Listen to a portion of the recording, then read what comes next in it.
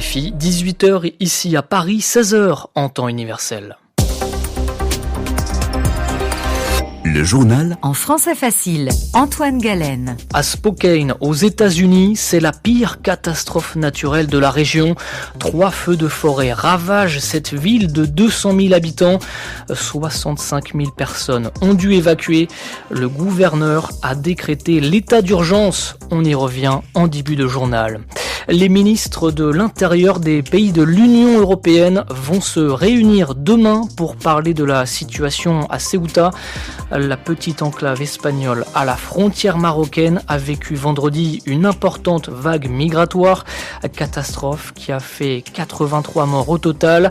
En Europe, la droite et l'extrême droite s'est vite emparée du sujet. Et d'après un expert, ce n'est pas une coïncidence car plusieurs pays sont en période électorale. Et puis, face au plongeon du yen japonais, Washington a sorti la bouée de sauvetage. Les États-Unis et le Japon ont confirmé être intervenus sur le marché des changes pour stopper la chute de la monnaie nippone. Elle était tombée fin juillet à près de 164 yens pour $1, son plus bas niveau depuis 40 ans.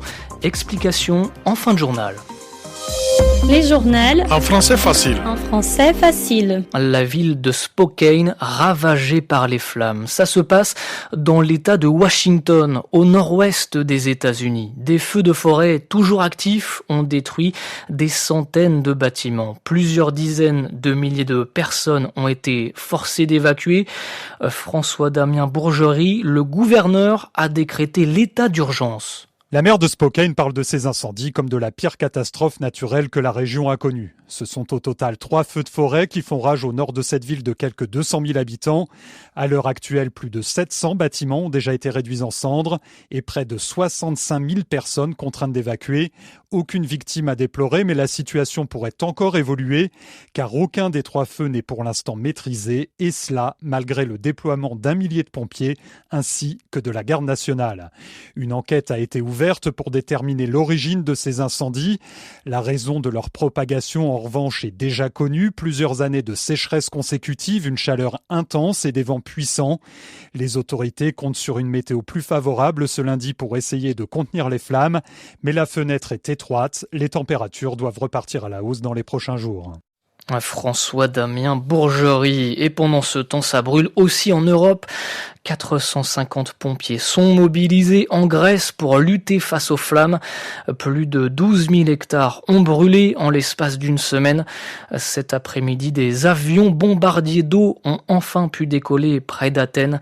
Les conditions météo sont un peu plus favorables car le vent s'est calmé dans le sud du pays. En revanche, ce n'est pas le cas dans le Var. Le vent souffle très fort dans ce département du sud-est de la France et les températures ont monté. De quoi compliquer le travail des pompiers face au brasier qui a brûlé 1850 hectares près du massif du Gros-Bessillon. En Gironde, cependant, la situation est stabilisée. La préfecture a autorisé aujourd'hui le retour de quelques milliers de personnes évacuées du Porge, commune qui a été dévastée par les flammes. Les habitants du Lège-Cap-Ferret ont aussi pu rentrer chez eux, à l'exception des campings. Ursula von der Leyen veut une réponse européenne commune pour renforcer les frontières. Déclaration de la présidente de la Commission européenne après l'afflux ce vendredi de dizaines de milliers de personnes à Ceuta, cette petite enclave espagnole à la frontière marocaine. Une catastrophe migratoire qui a fait 83 morts au total. En Europe, les partis de droite et d'extrême droite se sont rapidement emparés du sujet. Et ce n'est pas un hasard aux yeux de Benjamin Biard, l'enseignant à l'Université catholique de Louvain en Belgique et chargé de recherche au Centre de recherche et d'information sociopolitique, était au micro de Paul Lancin-Spinelli.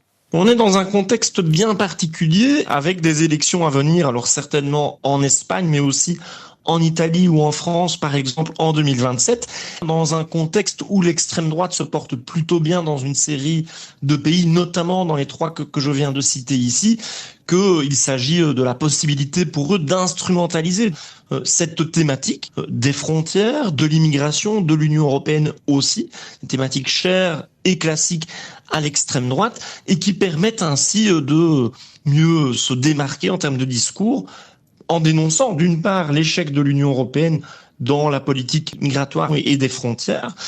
Ensuite, la question de la souveraineté. Enfin aussi la question de la sécurité, puisque c'est une véritable crise sécuritaire qui est pointée du doigt par différentes formations d'extrême droite. Les précisions de l'enseignant-chercheur Benjamin Biard. Et demain, les ministres de l'Intérieur des pays de l'Union européenne se réuniront en visioconférence pour échanger sur la situation. Au Proche-Orient, le plan de désarmement du Hamas inquiète Israël. Le bureau de Benyamin Netanyahou a fait part de ses préoccupations à Washington.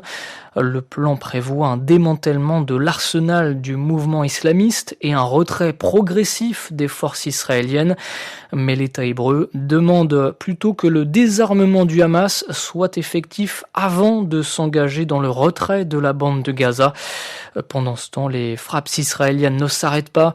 19 personnes ont été tuées depuis dimanche dans la bande de Gaza. En juillet, 152 personnes sont mortes selon le ministère de la Santé du territoire palestinien. Il s'agit du bilan mensuel le plus lourd depuis le début de l'année.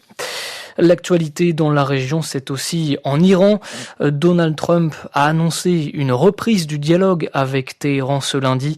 Le président américain dit que l'Iran a le choix entre un accord ou une capitulation totale.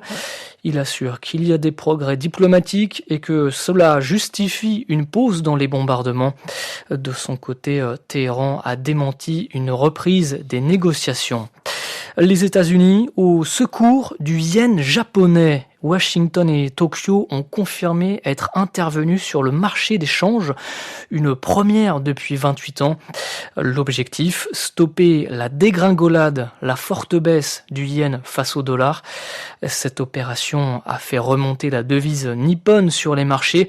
Elle était tombée fin juillet à près de 164 yens pour $1, son plus bas niveau depuis 40 ans.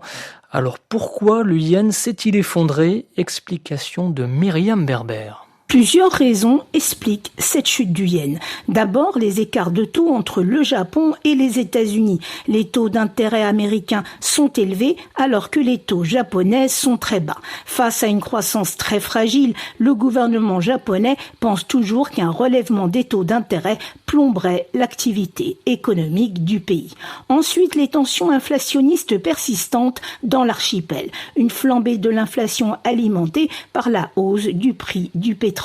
Tokyo est en effet très dépendant des importations en hydrocarbures du Moyen-Orient libellées en dollars. Dernière raison et non des moindres, la politique budgétaire de la première ministre japonaise. Le mois dernier, Sanae Takaichi a annoncé un vaste plan de relance sur 14 ans. Ce plan d'investissement public pourrait permettre d'injecter d'ici à 2040 près de 2000 milliards d'euros dans l'économie. Ce projet suscite l'inquiétude des marchés qui redoutent que ce plan soit encore financé par la dette de l'État qui représente déjà plus de 230% du produit intérieur brut. Les précisions de Myriam Berber. En football, la fédération galloise retire son soutien à Gianni Infantino. C'est la première à le faire. Décision quelques jours après le retrait du projet controversé du président de la FIFA. Gianni Infantino, dans la course pour sa réélection, voulait ouvrir la Coupe du Monde à des investisseurs privés. Ne pas faire passer l'intérêt du football avant tout est un échec que nous ne pouvons pas accepter. Voici les mots de la fédération galloise. Et puis, quelques mots de cyclisme avec le Tour de France femmes. La Norvégienne Sigrid Hogseth vient de remporter la 3e étape dans le Jura. Elle endosse le maillot jaune. 18h bientôt passé de 10 minutes ici à Paris, 16h10 en temps universel. C'est la fin de ce journal en français facile. Prochaine édition dans une cinquantaine de minutes.